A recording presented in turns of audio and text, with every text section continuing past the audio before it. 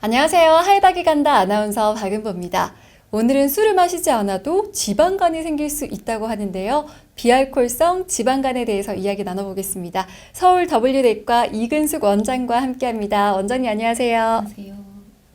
술을 마시지 않는데도 비알코올성 지방간이라고 해서 지방간을 가지고 계신 분들이 꽤 있더라고요. 이런 분들은 보통 지방간이 알코올을 좋아하시는 분들 사이에서 나타난다고 알고 있어서 조금 억울해하시는 경우도 봤어요. 이 지방간, 그 중에서도 비알코올성 지방간의 원인은 무엇일까요? 비알코올성 지방간이란 술을 전혀 안 마시거나 소량을 마시는데도 술을 많이 마시는 분들과 비슷하게 간에 지방이 껴있는 질환을 말합니다.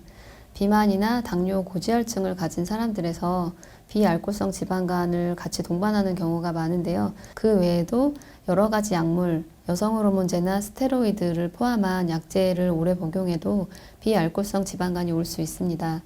급작스러운 체중 감량이나 체중 감량을 위한 수술 후에도 비알코올성 지방간이 올 수 있습니다. 비알코올성 지방간은 한 가지 병이라기보다는 염증을 동반하지 않는 단순 지방간부터 만성 간염, 간경변증에 이르는 다양한 형태의 간질환을 포함합니다.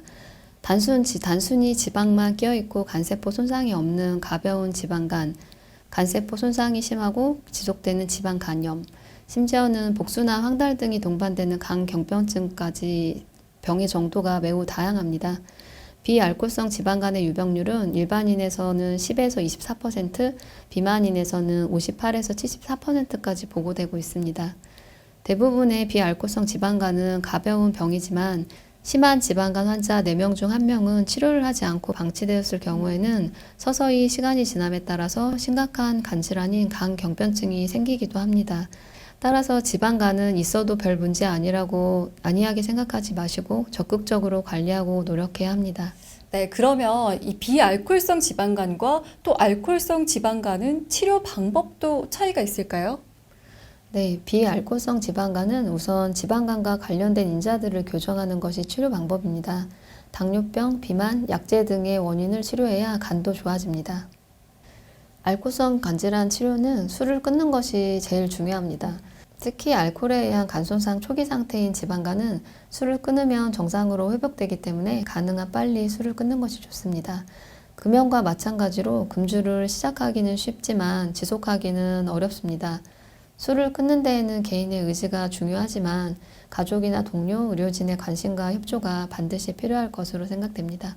영양 부족 상태에서 술로 인한 간 손상이 더 심해지기 때문에 식사를 거르지 않는 것도 중요합니다. 이 비알코올성 지방간 환자들의 경우에도 조직 검사를 많이 시행하고 있다고 하는데 어떤 때에 비알코올성 지방간 환자들도 조직 검사를 시행하게 되는 걸까요? 비침습적인 검사들이 진행된 섬유화나 지방간염을 확인하는 데 도움이 될 수 있지만 간 조직 검사는 여전히 비알코올성 지방간 질환을 진단하는 데 기준이 되는 검사입니다.